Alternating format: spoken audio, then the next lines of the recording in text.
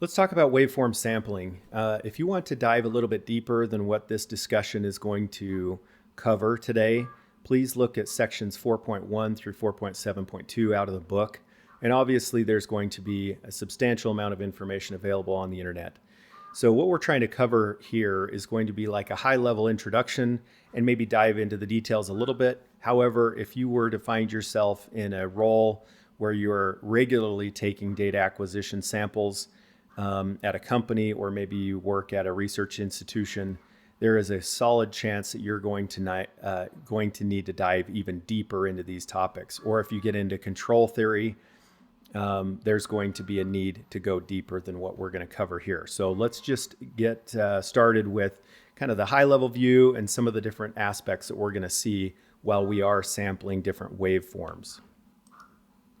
Okay, before we get started, I wanted to review the concept of least significant bits. Now, we talked about this early in the semester because I needed to prepare you for one of the labs where you were going to be taking data and you were going to be using a data acquisition system to determine values as they varied over time.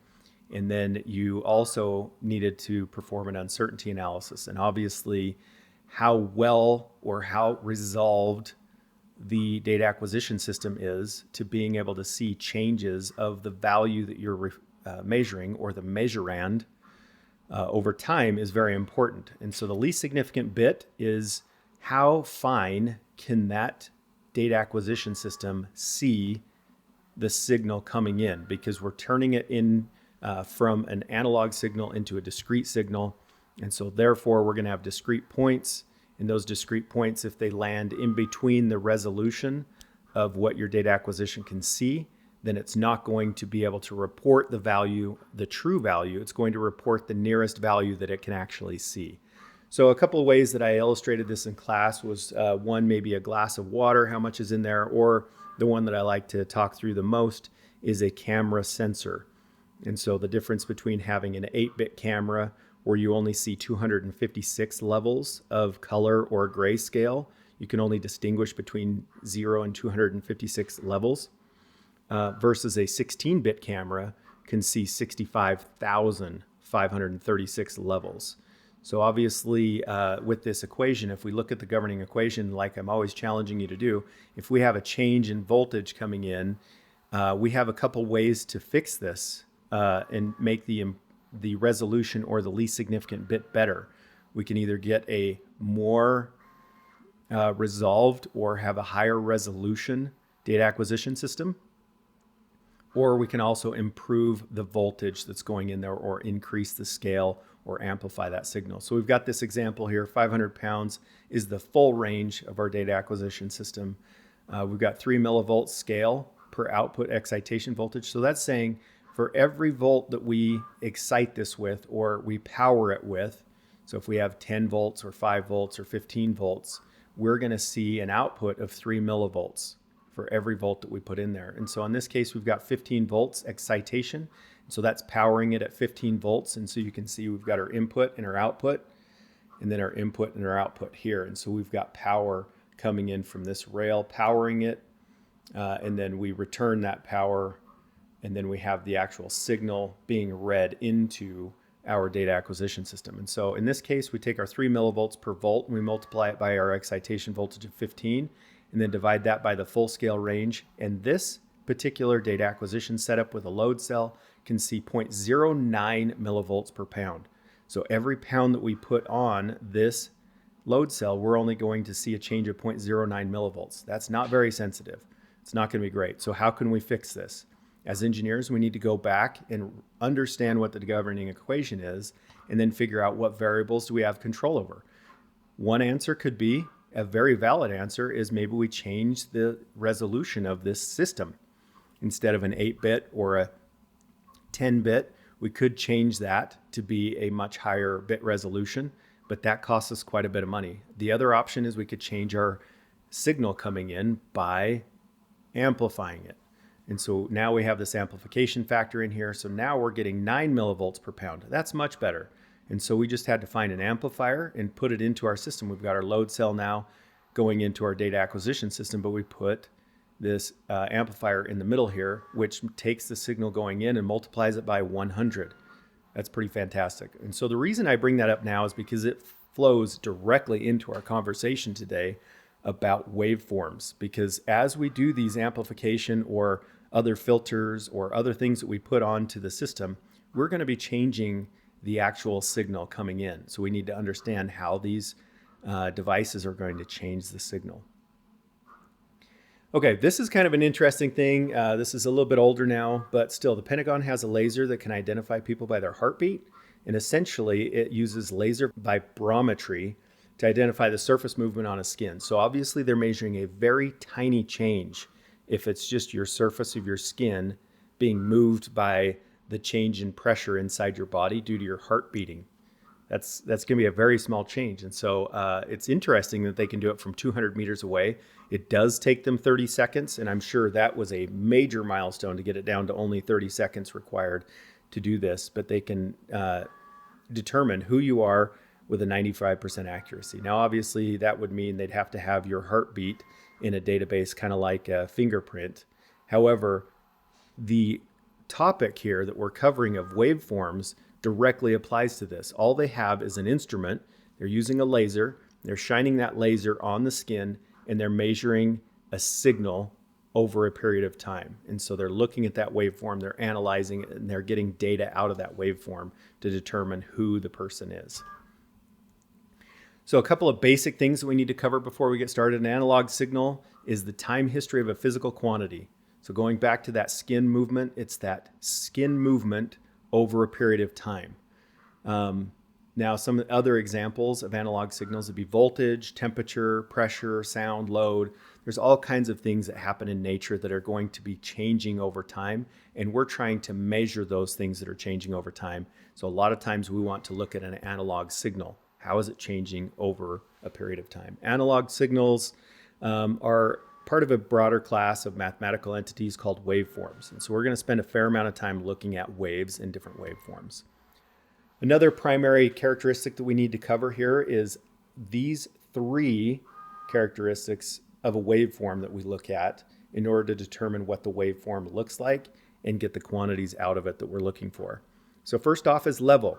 Now, we don't use amplitude here because amplitude can imply that there's maybe another component, maybe a DC component that it's ignoring. So the level, we want to just say, what is the total amount? But it is a very similar concept to amplitude. So you'll notice a lot of people use amplitude here instead of level. It's just level may be a little bit more precise in our language. All right, next is the shape. So how does that shape change over time? You can see we've got a sinusoidal shape here, but there could be all kinds of different shapes like trapezoidal or triangular or sawtooth. There's a lot of different shapes of signals that we'll be looking at. And then frequency. Frequency is how often it's repeating in time. So there's a little bit more language here on this slide describing these. So level, I think we understand that pretty well. Shape, the things that I want to say there is the shape of it allows us to do the analysis to figure out what's happening with the video signals, the sounds, the vibrations, things like that. So the shape is pretty important to us. And then frequency, unlike level and shape, it can't be directly measured. We have to measure the time and then use things like a Fourier transform or other ways to convert it into a frequency. However, frequency tells us quite a lot, especially if you're looking at things like structures in turbulent flow. There's a lot of different ways that you can use frequency to gather information.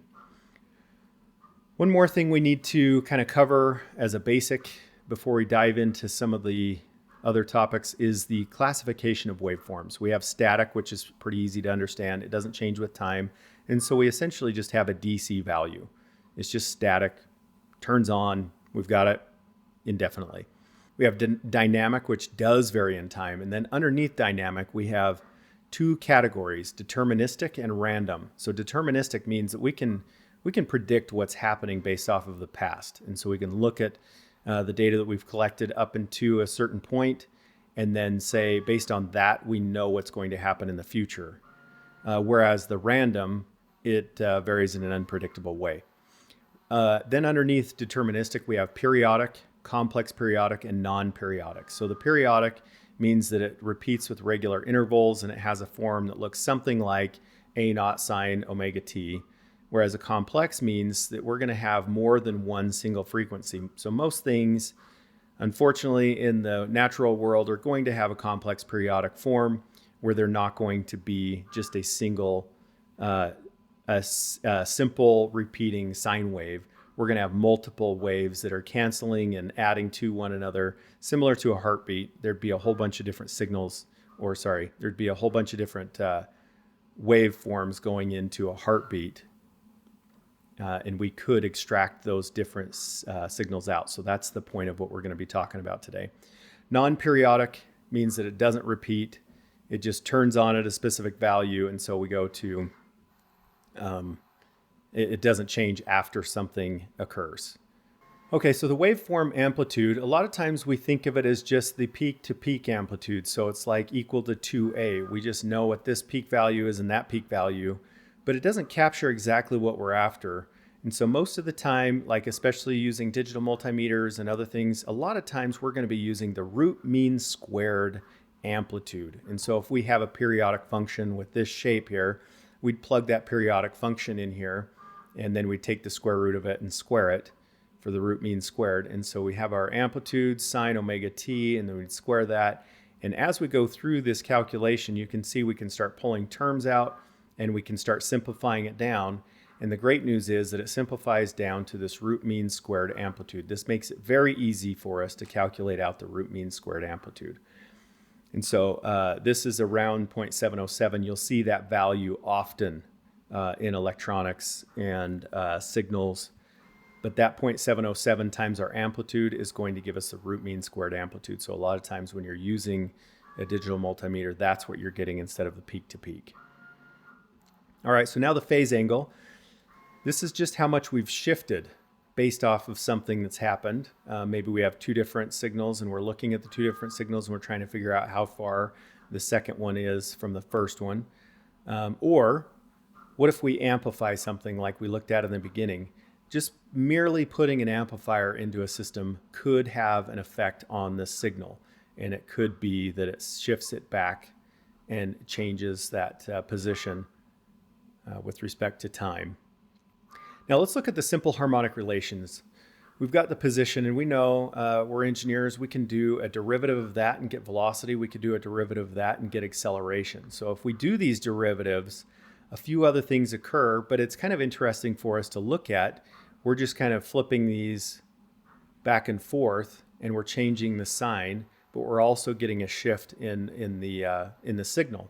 So as we go through, there's a lot of things to consider when you do this, and we actually have a lab in which you will go through, take position data and do two derivatives on it to get acceleration, and then at the same time measure acceleration directly, and then you can compare those two values and see what happens when you do those two derivatives. We can also take the acceleration and integrate it twice and compare that to position. So we do that in the lab here coming up shortly. It's interesting to see what happens when you do that. So simple harmonic relations. So when we do these derivatives going from our position to velocity to acceleration here, we have a shift. And so if we have a signal that has a repeating, has a period of 0.5 seconds and a frequency of 2 hertz, we get the omega, which is 2 times pi times our frequency to get it into the right units of radians per second. We have 12.56. Now, once we plug these into our simple equation here of sine omega t, then we see that the velocity is now going to be out of phase just because we did that derivative. It's going to be a quarter of the period with respect to position. Now, if we do acceleration, now it's 0.25 seconds out of phase, or a quarter of a period out of phase with respect to position. So as we go through here, you can see that we're sliding things back. And so this 0.5 seconds, and you can see that we have this 1/8 of a second of sliding back going from position to velocity. And then we'd have another 1/8 of a second going forward into acceleration. So we've got a couple of harmonic motions. Here's the input. We've got our amplitude cycle frequency in our initial phase, and then we do those three derivatives, and that's exactly what we were looking at a minute ago. We have a shift going backwards. What if we take our amplitude and make it smaller, and then we have a frequency change and then the initial phase angle? So you can see what happens as we do that derivative. Each time we get a different value out and we shift back. Now, what happens if we have two harmonic motions? We have our first one that we're looking at of an amplitude of 1 and our second one of amplitude half. And we take those two and we plug them in. So this is what our position is going to look like if we just take this signal plus this signal. This is what our input's going to look like. And so it has changed because we have those two working together, and sometimes they're adding to one another, sometimes they're subtracting from one another. And so as we go through and look at this, we want to look at that period, the frequency and the angular frequency, as it changes when we take the derivative. And so you can see when we take the derivative, now it looks a little different. Take the acceleration on that combined signal. So it's kind of interesting that we have these constructive and destructive forces or interferences with one another and how it changes our signal over time. So now if we extrapolate that even further and say, what happens if we change these values even more and we take one signal and add it to another signal, you can see that the original signal here, this dashed line, does change the more and more we change this second signal. So you can see we're going from 2 on the amplitude to 4 to 6 to 8 to 10. So as we turn up that second amplitude, it's changing our outcome pretty substantially. And so it's becoming more and more pronounced, seeing this second waveform in there.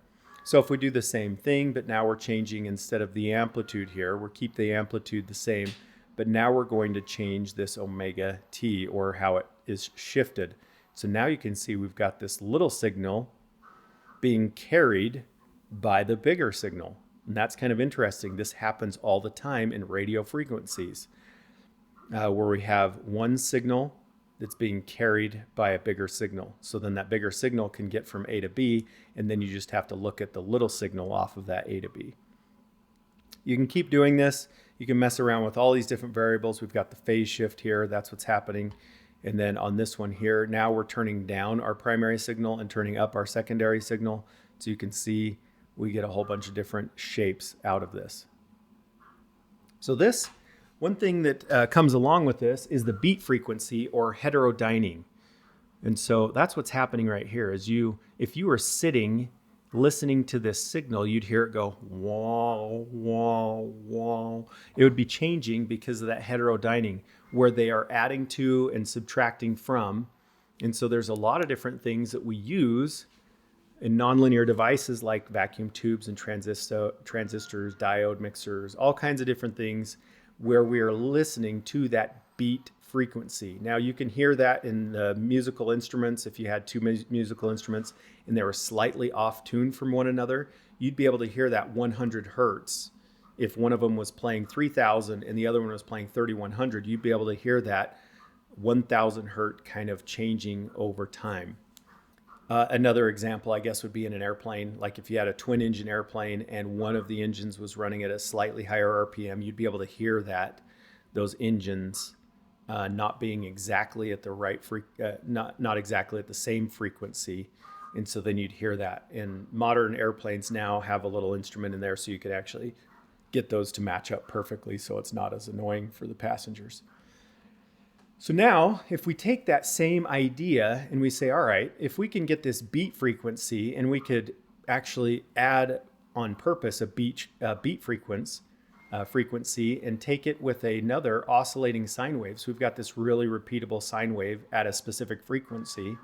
And then we add, say, music on top of that. We could send it through a mixer, and then we'd be able to, on the other side, listen in for that sine wave.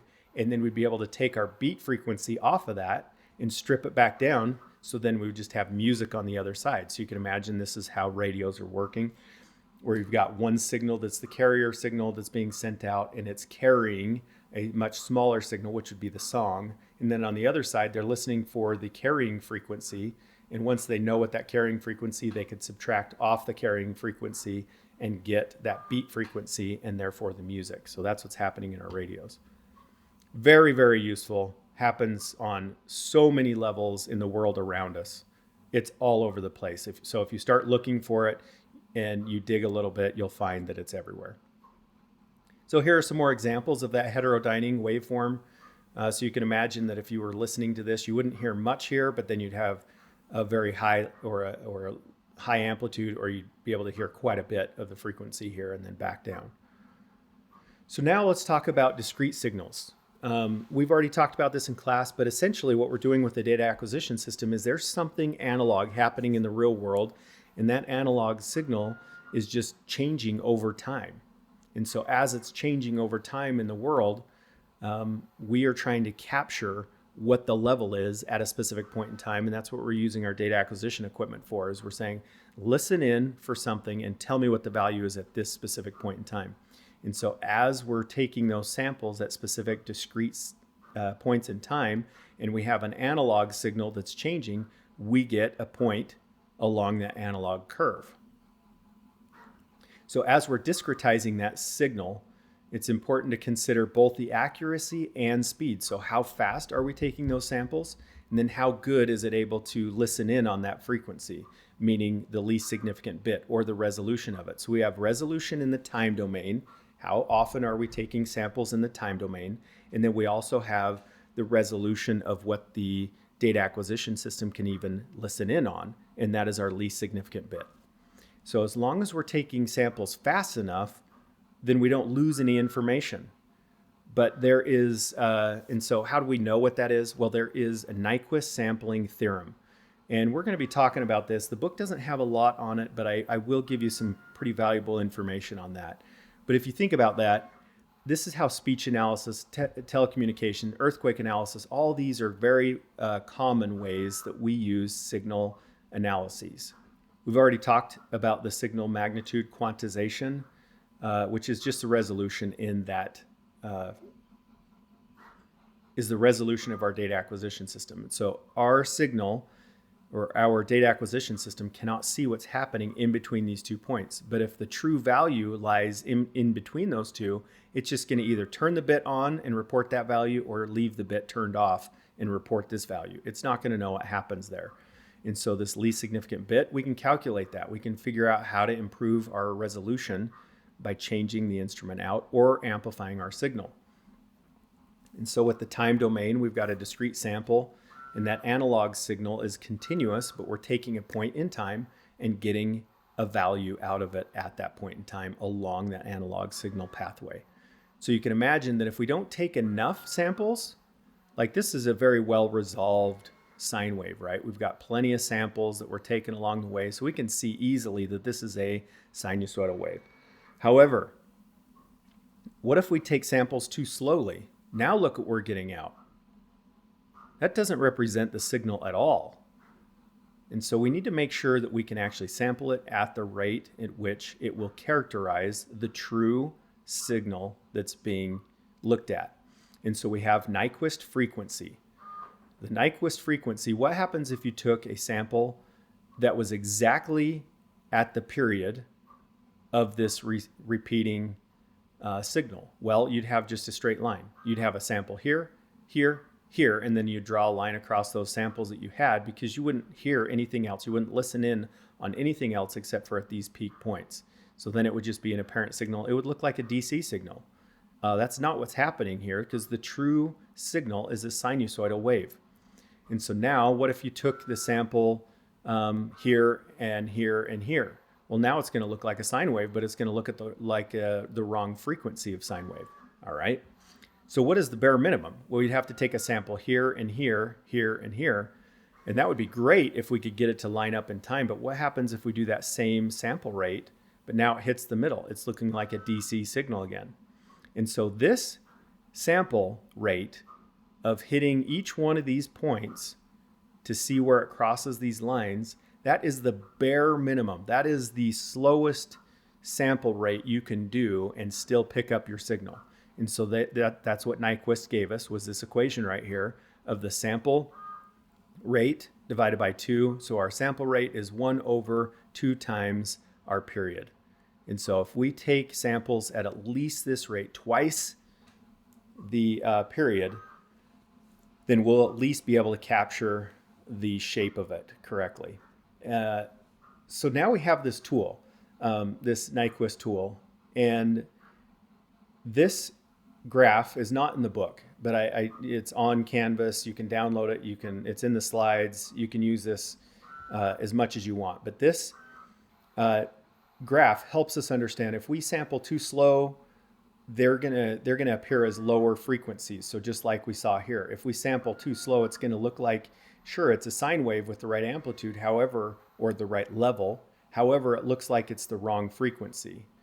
And so that is called aliasing. If we take samples so slow that it looks like it's the right signal, but it's the wrong frequency.